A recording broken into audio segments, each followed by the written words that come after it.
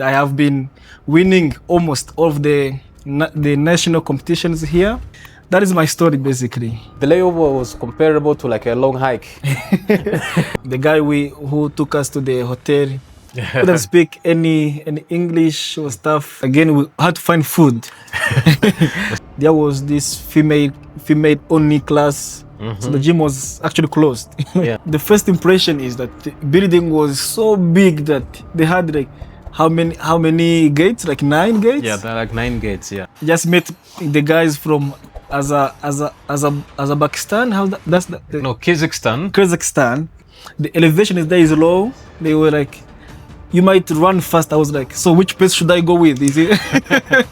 Okay, yeah, no, it was also surprising for me to see that you were struggling a little bit on the dips. Very, very short workout, 4 minutes, I believe. Yeah. And you finished it like in 2 minutes 20. I think the toughest part also was to run in the sand.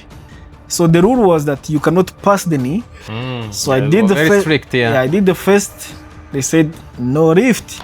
I was like, oh shit. Luckily, you made it through to the finals. So for me, one of the fondest memory I have of the fundraising actually was from the Waka Town boys. Yeah. If I'm good, I'm gonna go all in. That was the mentality I had for the final day. Mwiriwe muraho. Hello everyone from around the world, wherever you're watching this. Welcome to our first episode of this podcast. It doesn't have a name yet, so please suggest a name. We want to talk about the stands of fitness, and we have an exciting topic, of course, revolving around the ELFIT championships we just went to. First time that we had Rwanda be represented at these CrossFit championships in Egypt. So we thought, why not kind of like talk about it and how it all went together. So to start with, my name is Theo, Coach Theo, or Theo is back on social media. I'm here with... We're here with Etienne and Nzayirata. Also on my social media, I'm Etienne Fitness. So without further ado, guys, let's get started. What was the reason? What made you think I want to go compete in Egypt? All right, so that's a good question.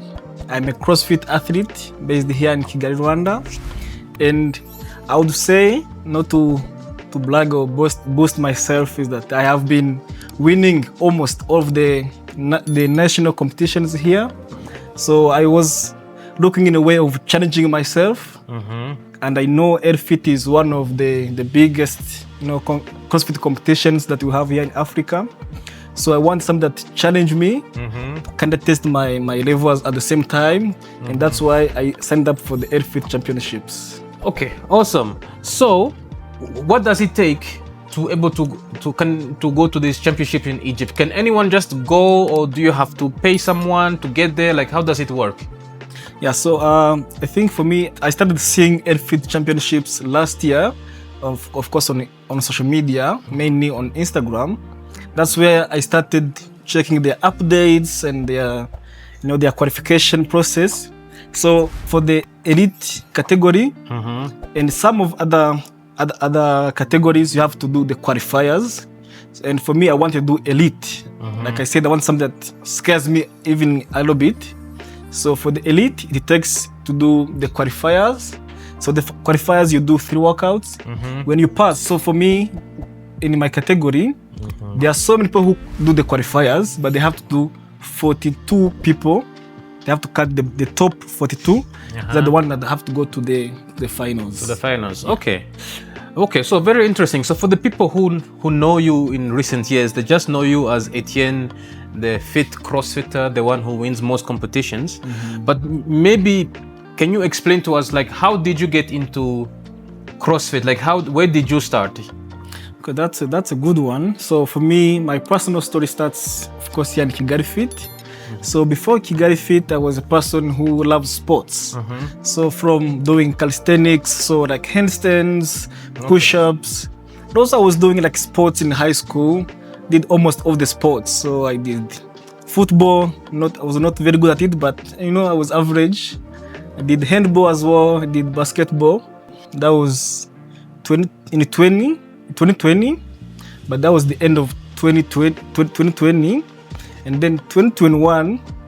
So like my college has this system of where that they want people to find like problem in the society they want to solve, but they highly encourage you to use your interest, your passions.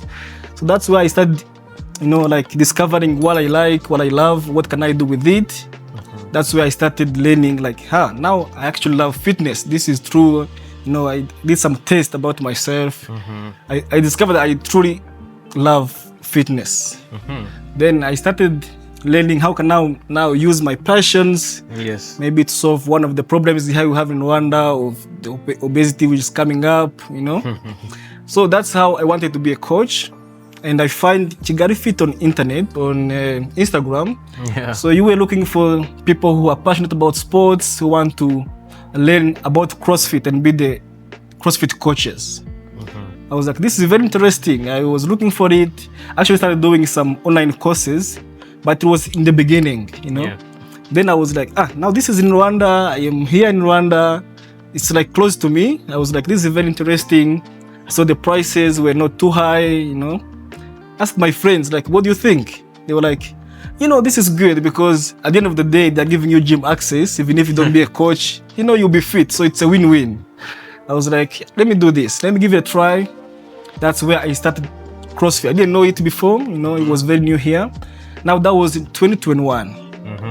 And then I did the course. It was still called Umutoza program for 6 months. But the goal was to be a coach. But when I started, of course, I was also young and very energetic.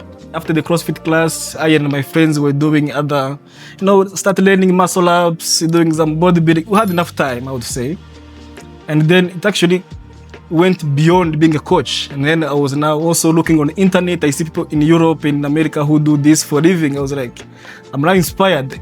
It's not only about being a coach. I can actually do this, take to another level. That is my story, basically. Let's go through a little bit the events of like how this ELFIT journey was. Okay, starting from what I called day 0, which was the day we went to the airport.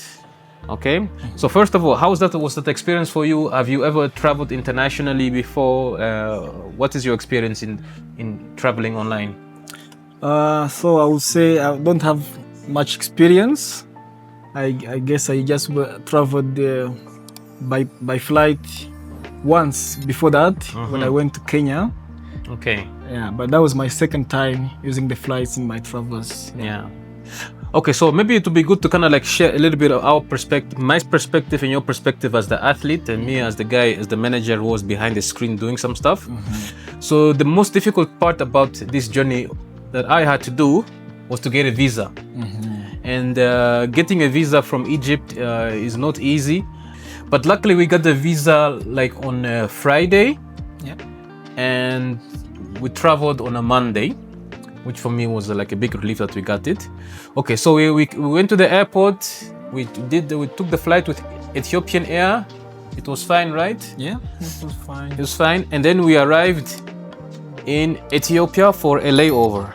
So how long did we stay there in Ethiopia again? That was very long. So it was like 14 hours.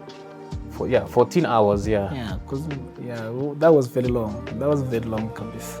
Yeah, I think the layover was comparable to like a long hike. For people who are doing the Muhabura. Yeah, I think, because you're there, it's like not one thing is hard, but the whole thing together. And we had to stay there until the next morning, like at 2 a.m. or something. Yeah. So imagine from 11 to 2 a.m. you have nothing to do, and also my experience of that layover was not nice because we had to buy like a hamburger of like $14 or something like that. Yeah, the things there are expensive, eh? They are ridiculously expensive, and it's no shame in that. But we were productive. That was also when we recorded the progress video, because we had some time to kill and we still had lots of energy. Yeah. Okay. So, and then 2 a.m. came. We took our flight. How was that flight for you with Egypt Air? Yeah, that was good. And now after 14 hours of doing nothing, whatever is there, as long as I'm moving, I was very grateful for it. So it was nice. Yeah. What I remember from that flight is that the flight was not so full, so they gave us like the row next to us, which was free. So it was like 3 chairs. So I went over and I could sleep there. Yeah, that was nice. Yeah, although we did not sleep much because after like 30 minutes they came knocking with the food. Chicken or no? What do you have? Yeah, beef or chicken. Yeah, it's what they wake you up with. Yeah. Yeah. So yeah, that was the flight, and then we arrived in Cairo. What was your first impression like coming in Cairo? Because we arrived in the early morning around 6 or 7 a.m. I think. Yeah, but the weather was almost the same as Kigali, so Yeah. it was nice. The weather was good. That was the first impression. I wasn't like shocked by too much heat as people might expect. So it was cool. And then the guy who took us to the hotel couldn't speak any English or stuff. But the good thing is that when the Go map is there, usually it's like you can still manage to get there without talking. Yeah, but he was speaking something he think is easy. Yeah, everyone speaks Arabic there. Almost very little people speak English. Yeah, so yeah, that was cool. The only thing that I guess that was not so cool is when you arrive at our hotel, they did not have our reservation. I mean, they had our reservation, but it was for the next day apparently. And you know, we had paid already and everything. And we arrived at the hotel at 8. And they didn't have a room for us. So at the hotel, we had to wait another like 4 hours until 12. That's when a room became available. And we were finally able to enter our room. So what did we do or when we entered the hotel actually? It was still like 12 or 1 a.m. Yeah, we changed, you know. I think we did like shower but again we had to find food. The struggle finding food, we were hungry. So I had to go because the hotel I think is a bit far from the city. Main things like restaurants, find where we can find food. I think we packed food for the dinner. I don't remember what happened, but we had to find food. So we went to find food, our lunch, and then we also kind of went into the stores, and then we bought dinner at the same time to bring home. So yeah, that was basically our arrival the first day in Egypt, and then on day 2, I would say. That's when we kind of started to do the business for what we came for. So what did you do on day 2? Yeah, day 2, just woke up after good sleep because we needed it after 14 hours of no sleep in Ethiopia. They provide the gym where we can just go and do a free workout. Yeah. So the plan was to go there because we have to do the registration, the main thing of the day, at 12. So we just went there. And then when I got to the gym, there was this female only class. So the gym was actually closed. Yeah. For the men. for men, yeah. And then instead of waiting, they said, let's just keep walking to the registration at the venue where we're supposed to do the competition. Yeah. Which was also in New Cairo, they say. So what was your first impression when you arrived at the registration? The first impression is that the building was so big that they had like how many gates? Like 9 gates? Yeah, there are like 9 gates, yeah. So, and we didn't know which gate to use. Yeah, and every gate was like 200 meters apart from each other. Yeah, I was surprised because the gate we entered in, they have hosted the world powerlifting competition. I was like, is this what? Yeah. So everything there is very big. So the building, especially the one we did the competition at, so huge. Yeah. Yeah, that was true. And what did you think when you saw some of the other competitors there? Yeah, it was cool. It was very nice. And when we went to do the registration, of course, they gave you the T-shirts and other stuff. Just met the guys from Azerbaijan. Kazakhstan. Kazakhstan. Yeah, for the first day they were like, what are you doing? I'm doing elite. So they were very amazed. You're doing elite? It must be very strong. Let me take a picture with you. Yeah. That was cool. And then we did the photo shoot as well for the competition. That was nice, and also to see that how the vibes were. So they were everyone's name on the billboard. Yeah. There were signs of ELFIT. It looked like this is a big event. I was very happy to see that. Yeah, and also I was also happy just to be there as a coach, because a coach was allowed free entrance into the event, just to help around. So now let's go to day one of the competition. Day one, we had this cardio workout, the run, row, ski. Yeah. How was it for you being there on your first day after training towards this event for so long? First of all, I was excited. I was excited, you know. I had no injuries before. So I would say the preparation went very well. No injury, no discomfort. I was excited, but again, nervous at the same time. You know, you were like, how is it gonna end up? Yeah. Am I gonna do better, worse? You don't know what to expect sometimes. And someone just told me that the elevation is low. They were like, you might run fast. I was like, so which pace should I go with? Is it? I didn't know like what to expect about the running first. Rowing, I was like, rowing is same everywhere in ski. But then after, like, because we had to first do 2.4. 2.4, yeah. 2.4. 8 laps. 8 laps of the track. Then you do 800-meter row, 800-meter ski. But the distance they get smaller and smaller.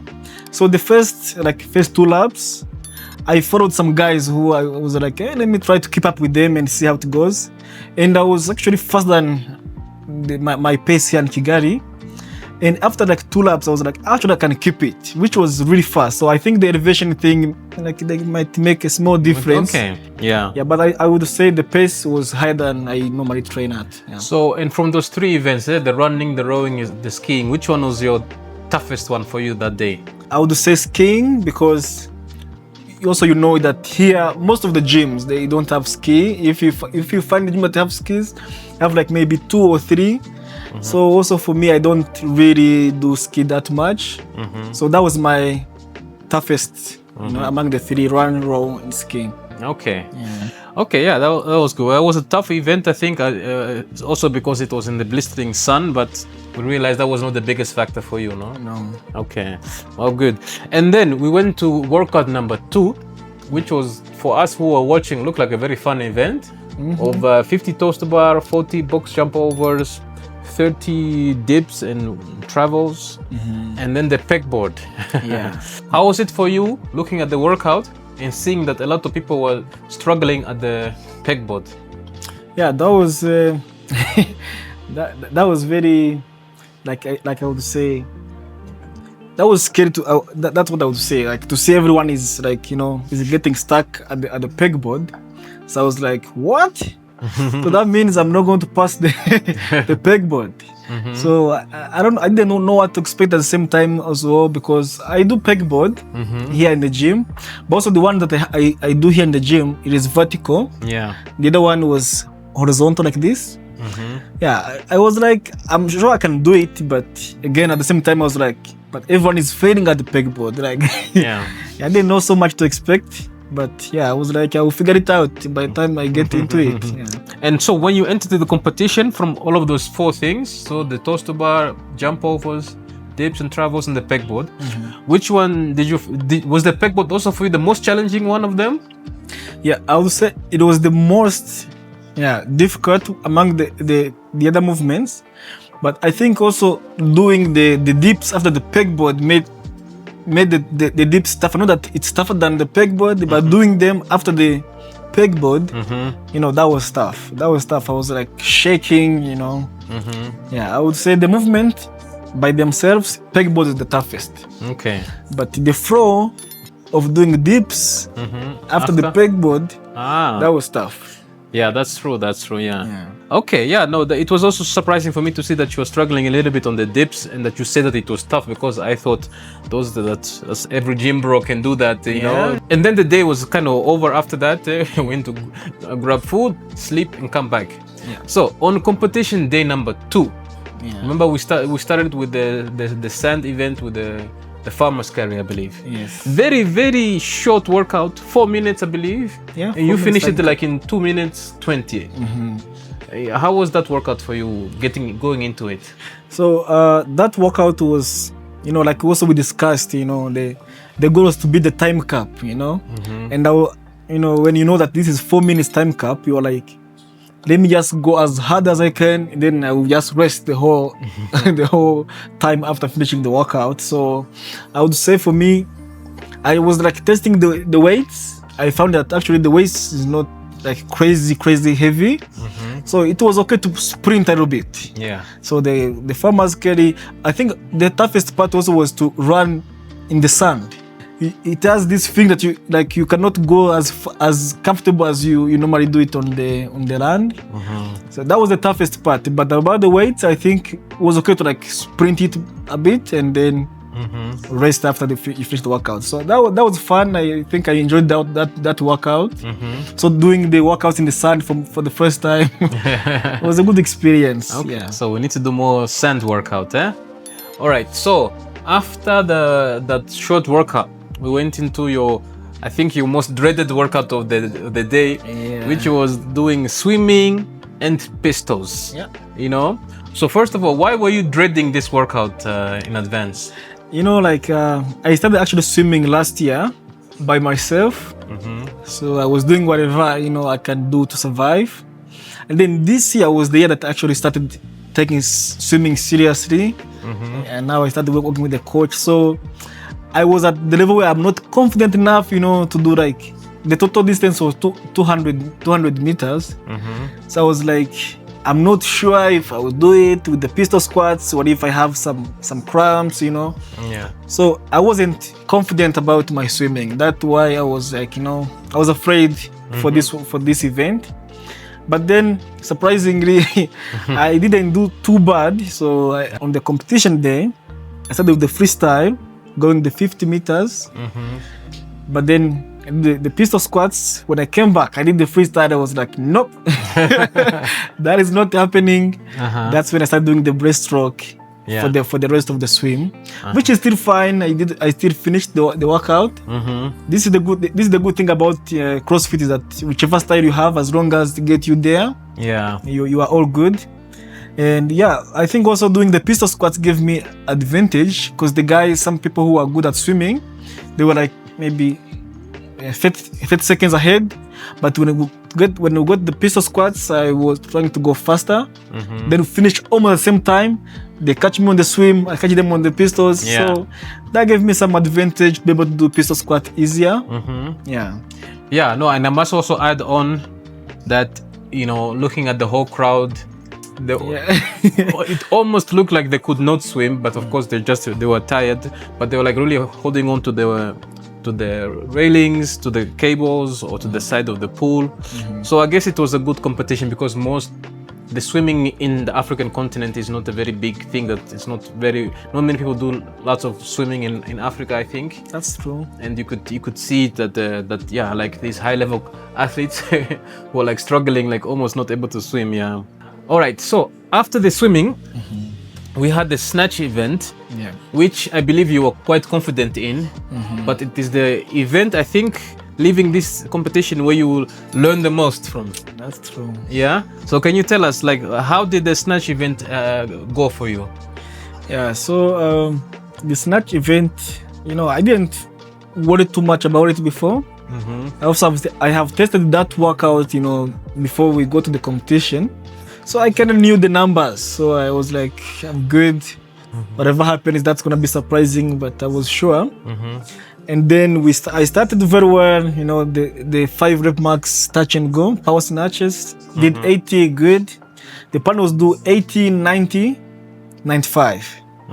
And then when I went to the hang snatch, so the rule was that you cannot pass the knee. So I did the first. Strict, I did the first. They said no lift. I had to do it again. I did 2 reps and I failed the last rep, because I was do 3 hang snatches. I was like, oh shit. So what did you really think when you failed that last rep and indeed out of the 3? Actually, I started thinking I might lose this one, because I had like 1 minute and few seconds remaining. And then I was like, let me drop the weights. I was like, how much do I go to now? I was like, maybe 85 is gonna be okay, because I did 80 for 5. I was like, should be fine. And then I put 85, and then the thing that stuck in my mind, I was like, I should not pass the knee, and I'm actually not used to it. So I was more focusing on the knee part. I did 2 reps and I failed the last one. So that means if you don't finish that one, they say it's not complex. Yeah. So they don't count the weights for that one. Yeah, it was very frustrating.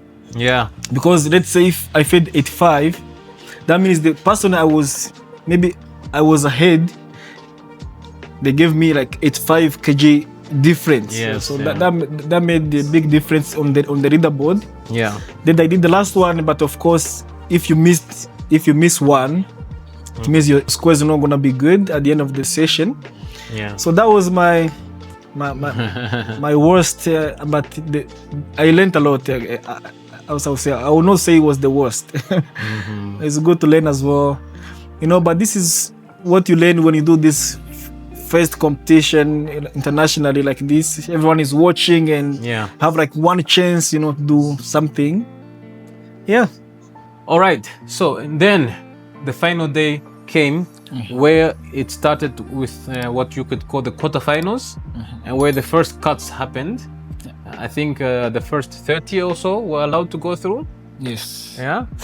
The first workout of that day was the sled. First was sled push, but they took out the push. It was only pull. Yeah. And then sandbag, squats, and carry. Yeah. How was your mentality going into this last day? Were you fatigued? Were you like mentally drained, or were you still like excited now? I mean, first of all, I was still excited because I made it to the quarterfinals, because there are some people who actually didn't make the quarterfinals. So I was happy about it. Then I was like, now let me try to do my best, because I failed the snatch the day before. I was like, now if I'm good, I'm gonna go all in. That was the mentality I had for the final day. Okay. Yeah. Yeah, and that workout, like it looked okay. How? But you did not finish it. I think you were time capped. Yeah. Like, how would you rate your performance in that part? Yeah, I would say that workout was tough. Also, on average, I would say many people time capped on that workout. Very few people finished that workout. So I would say it required some technique for the sled pull, which I'm not used to it that much. And the strength at the same time. The sandbag carry started getting heavier, the squats. Yeah. So I would say some movements there. I was not very familiar with them. So like the sled pull, that was the one. Everything I've realized is a technique. If you know the technique, you're good to go. When you don't know, you are still figuring it out, because there's a mistake I made, if you still remember. Yeah. So because the sled pull, they had like 2 ropes, one on one side and the other one on the other side. So when I was doing the pull, it tangled on the handles there. But I'm sure if you have done it before, I could probably have done that one before. Yeah. Yeah, but I didn't see it, and then when I was putting it, it was not like straight. I had to go back, put it in the right way. So there was some few mistakes I learned. Rookie mistakes. But I hopefully next time, these are the things that you learn by doing. You made it to the semi-finals. Yes. And this was a kind of like a cheaper workout, which was with skiing, 15 calories, I believe. Yes. And then overhead squats, 9 reps. and then max chest to bar pull-ups. Yeah. How was this workout for you? So that workout actually was tough. That workout was tough because first, the ski, like I said, I'm not used to it that much as well. And the overhead squats was a 75 kg, doing 9 reps. It's fine, but when you combine it with the ski, the time was short, because every round had 2 minutes. So, and the thing I like about them, that they are very strict about the scoring, is that if you were not able to make to the chest to bar, your workout is finished. Yes. So I think I did like 2 rounds, and on the third one I couldn't make it to the chest to bar. The chest to bar, yeah. Yeah, but I was not alone. I was also happy that it's not like only me who is failing at it. Yeah, it was tough. So that's when I realized I need to improve my strength for the overhead squats. Yeah, I can do it, but when you're tired, mixing up with the things, it becomes another story. Yeah, no, that was also painful to watch that she did not make it on the sideline. But like you said, there were many people who failed. I know in the women's division, there was one lady who did not even make the first round. And then the whole workout was like done. Yeah. That was painful. But luckily you made it through to the finals. Yeah. And then in the finals, it was like a grueling workout, I must say, because we also saw some other heats who did some versions of it, which had like strict handstand push-ups, I believe, double unders, and then you had clean and jerks, and then you had handstand walk, and then you finish with like ring muscle ups, and then overhead walking lunges. Yes, and there were wall walks. Oh yeah, I forgot the wall walks as well in between. It was the toughest. Yeah, this workout looked very, very tough. Was it as tough as it looked? Very tough, especially the wall walks had to do like 15 or 12. 12, I believe, 12 at the beginning, yeah. And after you do all of the things, man, that was tough. Yeah, but yeah, also on average, I did well on that one. Because the handstands, also people fed at that one as well. Yeah. So I was like rushing into it. What slowed me down was the wall walks. Also, I think I need to do more wall walks training. Yeah, that made it tough. Okay, so Etienne, so now, coming to an end, let's like recap on some lesson learned from this first event that we went here to together. So like as an athlete, I would like to know maybe in 3 different types of lessons you've learned. The first one starting with like training. Yeah. Like, after, when you're training for something and then you actually do it, then you know how effective your training was.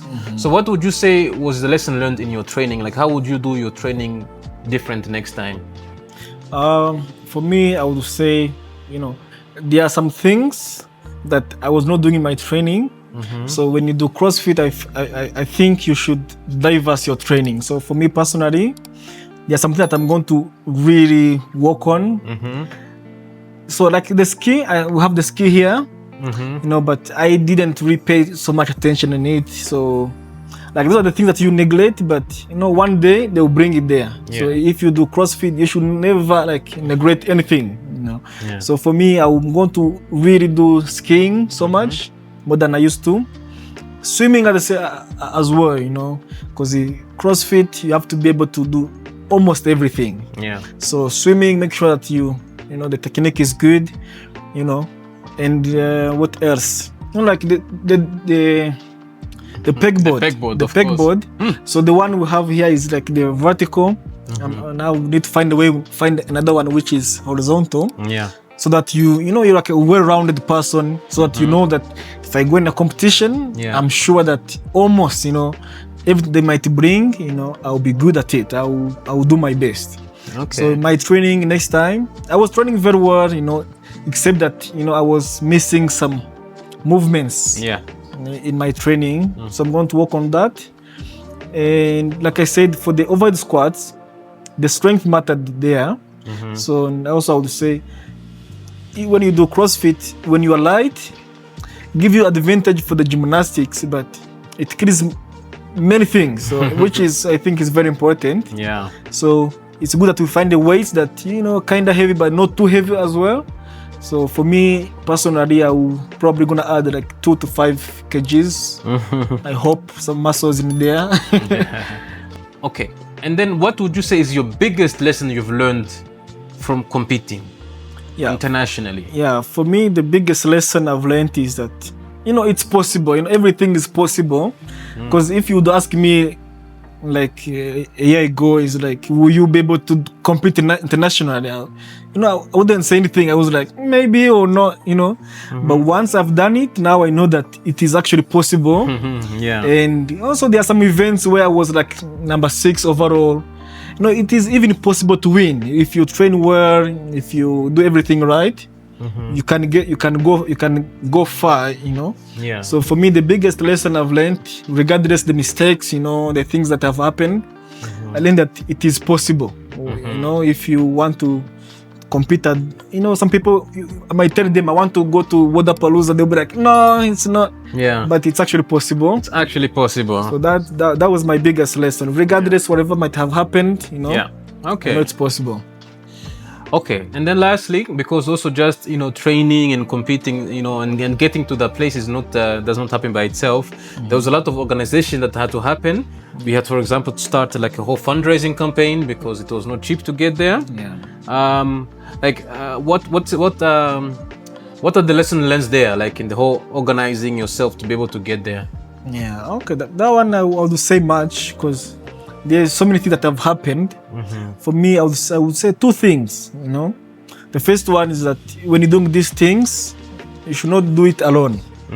So it's good that you find like a coach, a manager who helps you, that you don't focus too much on the logistics of getting the visa, doing the booking for the accommodation, all of those things.